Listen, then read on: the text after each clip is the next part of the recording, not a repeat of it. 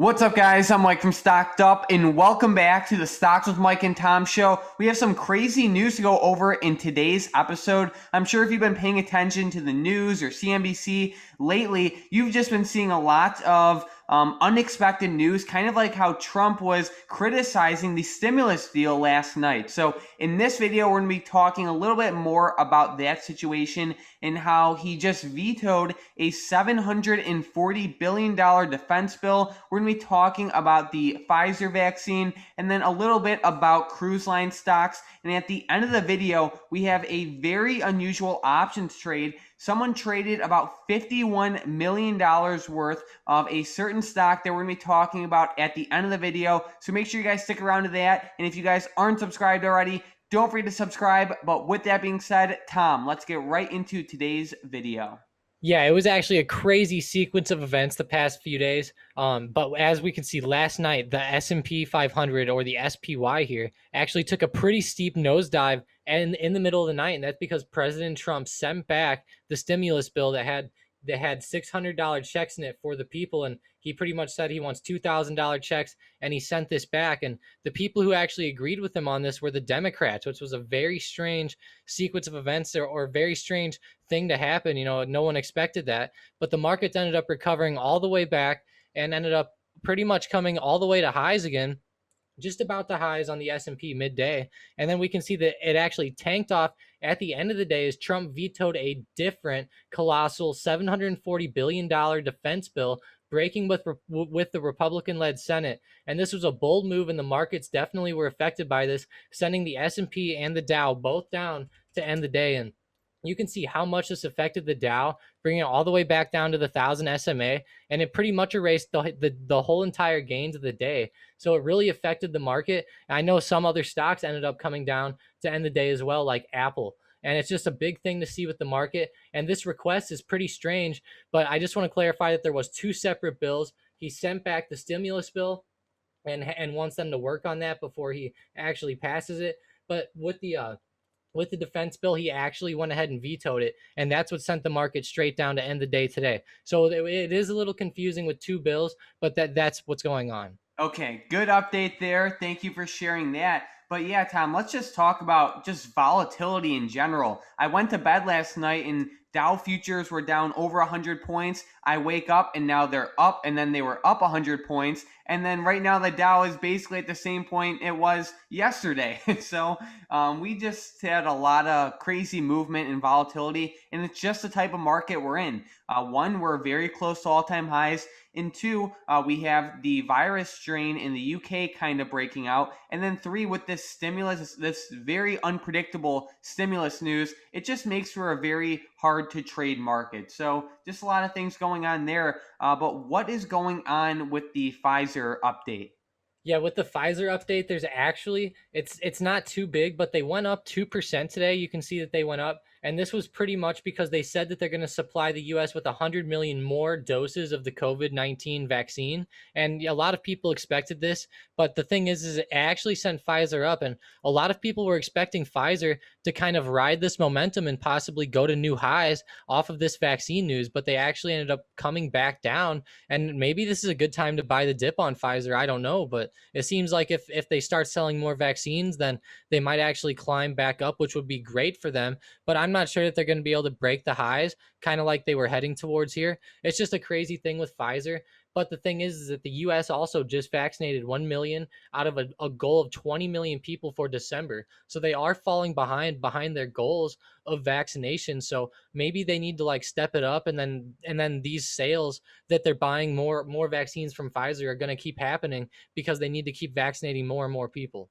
True. So if you like Pfizer, like for the long term in terms of like equity, I think it's a good time to get in. I wouldn't say it's the best time to get in for like options because Pfizer is very volatile in the short term. But whether it's just like regular shares or like leap options, I think it can be pretty good. You know, just looking at past charts and then analyzing current news, I think it looks pretty decent. But Tom, I saw that cruise line stocks are doing pretty well today. What's the news there? Yeah, they had actually fallen quite a bit this week on the UK news with the mutation of the virus, but they actually popped back today, which was a good sign to see. You can see how much they actually popped back, about 5%. So it's just good to see these stocks kind of holding their ground and popping back.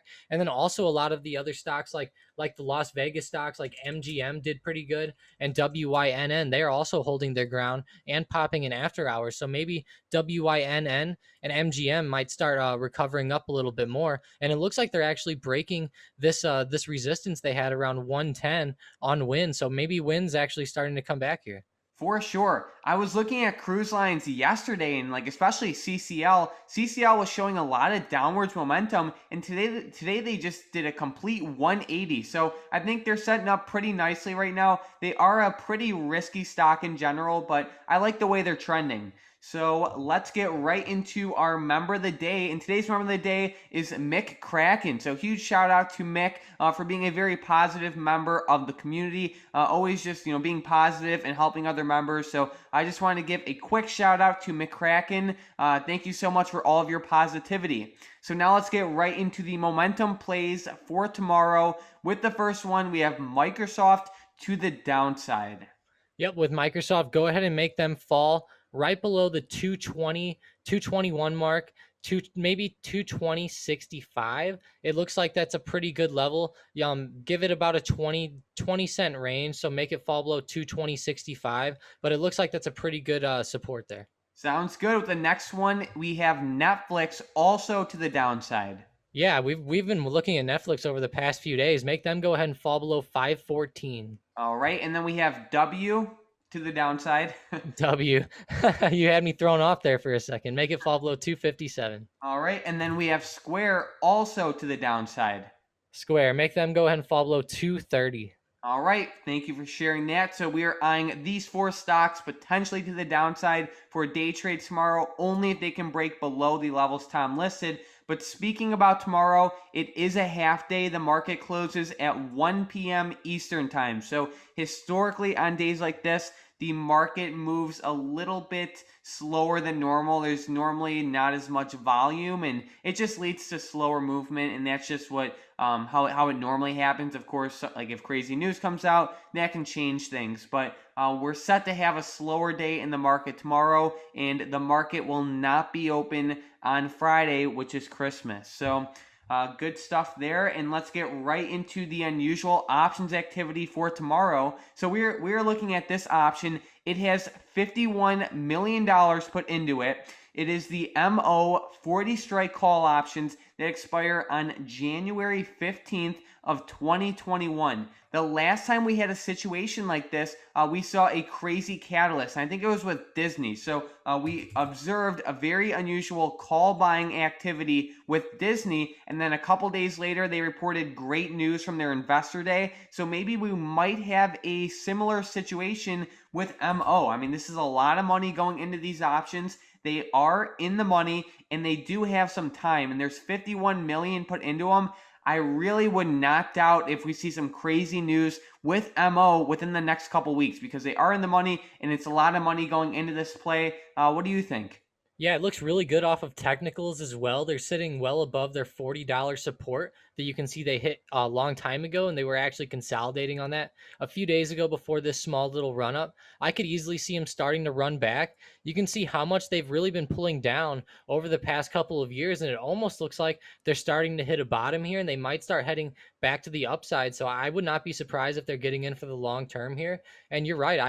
I would not be surprised to see this stock maybe hit $50, possibly retest these levels that they hit at the beginning of 2020. I don't see that as being a very far-fetched scenario at all, especially on MO. And this is a pretty big stock, and I'm pretty surprised to see that they were down like this over the past few years. So I could definitely see them possibly coming back over the next year or two, kind of like how this guy is into those long-term calls.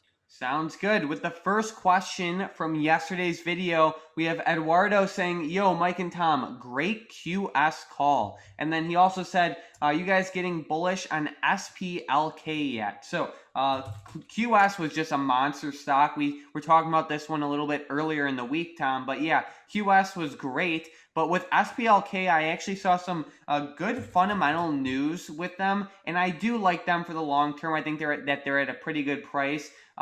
They had a bad earnings report a couple weeks ago, which really dropped their price. But if you do like them for the long term too, that only benefits you because you get the stock at a better price than everyone else. So overall, I like it. Tom, what do you think? Yeah, I mean, off of technicals, I think it looks pretty good to the upside. I don't know what they do fundamentally at all. I've actually never even heard of the stock, but but it's actually it looks pretty good on the chart, and I really like their growth year over year. It almost reminds me of like Nvidia or AMD, the style of growth that they have. And you're right. The way that they fell down off that earnings report could be a great time to pick up some shares at a lower price like that.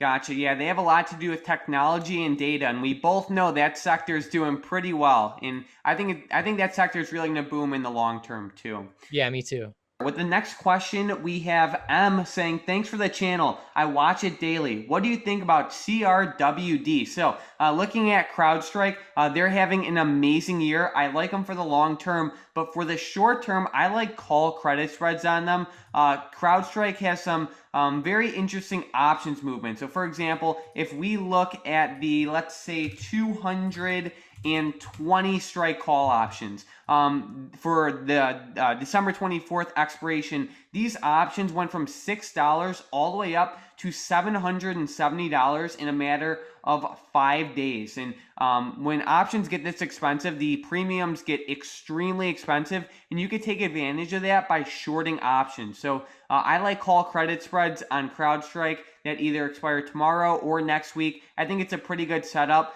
You can make money if CrowdStrike falls, does nothing, or just goes up just a little bit. But overall, I like it. Tom, what are you seeing on a technical level? Yeah, I mean, I really like how it's holding the 100 SMA here. It looks like it's going to actually fall below that and start to move back down in my eyes. So I could possibly see this coming down. So I could see why you would get those call credits. But it's a stock that's been running the past few weeks, and I think it's definitely due for a pullback. And just like we've been, we've actually been watching this one over the past few weeks, and we've been waiting for this to actually pull back like this. So I think maybe give it one more day. If it starts to have some more downwards movement tomorrow, it could be a good time to get in. But the thing is just don't forget it's a short week. Gotcha. And then we have Sir saying, what do you guys think of bank stocks? So I really like bank stocks, but only the quality ones. I like JP Morgan. I like Bank of America. And I also like Goldman Sachs. I think they have a lot of potential. Goldman Sachs already recovered a lot, but they are in a much different like a much different position than traditional bank stocks like JP Morgan and Bank of America. But yeah, I like Bank of America, JP Morgan, and Goldman Sachs. I think JP Morgan and Bank of America have a lot of potential to continue upwards. And we saw some great news last week from the Federal Reserve. So overall, I do like bank stocks for the long term. What do you think, Tom? Yeah, I really like it. And JP Morgan is moving great off of the technicals. You can see how there's a trend line that's been going on all the way since the beginning of 2020, and they're actually popping above that right now. I really love this on the technicals. And I think a lot of traders were looking at these types of technicals to the upside this week, and that might have been what drove them up. But I really like the movement to the upside, and it's just great on the technicals and great for all the long-term guys who had been buying in all the way down here. I know I wish I had picked up some more of the bank stocks, but nobody knew what was going to happen. And I really like them though to the upside, especially JP Morgan and Goldman Sachs specifically, just because of how good they are. And Goldman Sachs trading division is the best trading division, it seems like, in all the banks. Yeah, they definitely have a good one. So, Tom, do you have any last minute stocks, options, or any insight for the market for tomorrow? Yeah, I mean, I'm not going to be looking at too much tomorrow just because of what's been going on. Today, SPCE did kind of start to pop back up today, so possibly watch for them to maybe run up again tomorrow. It looks like they closed pretty strong, but that's pretty much all I'm going to watch. It's not going to be too volatile of a day, and if anything, I might just look to take a quick 2% or something here or there on a stock or two. All right, good stuff. Thank you guys so much for watching this video. Really, thank you guys so much for all the comments. It really helps grow our channel. Tom and I really appreciate all of you who leave comments down below. Thank you so much, and especially for hitting that like button and all of our new subscribers. Tom and I post brand new videos every single day, so if you like what you see, please don't forget to subscribe and comment. But with that being said, thanks for watching.